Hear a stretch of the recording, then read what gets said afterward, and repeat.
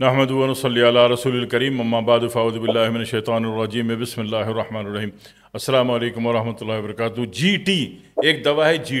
جی T جو ہے گلوٹاتھائیون آپ پہلے کہتے تھے، لیکن ہمارا ہربل میں تو جو بنے گا تو وہ تو پھر ہربل سے ہوگا نا۔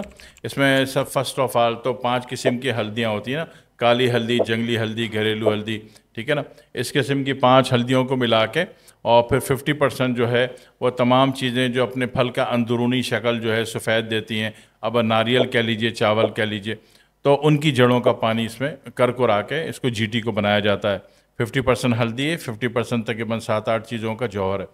تو ہلدی اصلی والی سب کچھ وہ بازار کی خریدی نہیں، جس میں نمک اور آٹا ملا ہوا ہوتا ہے، وہ والی نہیں، اپنی ہلدی، ٹھیک ہے۔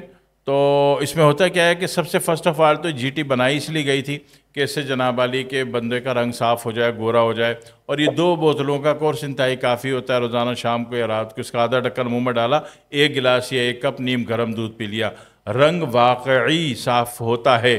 لیکن اس کے دیگر فائدے بھی ہیں کہ یہ جگر کو، پیٹ کو، معدے کو اور آنتوں کو بھی اچھا کرتی ہے، اور آنتوں کی، پیٹ کی، معدے کی خشکی کو بھی ختم کرتی ہے، اور جب خشکی کو ختم کرتی ہے تو یہ جسمانی دردوں کو بھی ختم کرتی ہے۔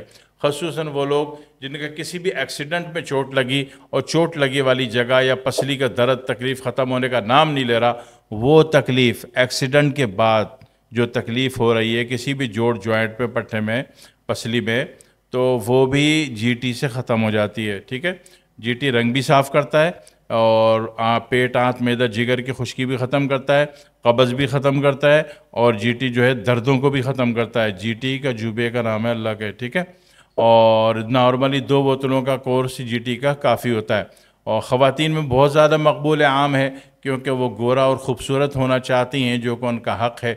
تو لہٰذا وہ ایسا لگتا ہے کہ جی ٹی جو ہے صرف رنگ ہی گورا کرتا ہے، ایسا نہیں ہے۔ یہ پیٹ میں دانت، جگر کا علاج بھی کرتا ہے، قبض بھی ختم کرتا ہے، اور جی ٹی جو ہے رنگ صاف کرنے کے ساتھ ساتھ آپ کے دردوں کو بھی ختم کرتا ہے۔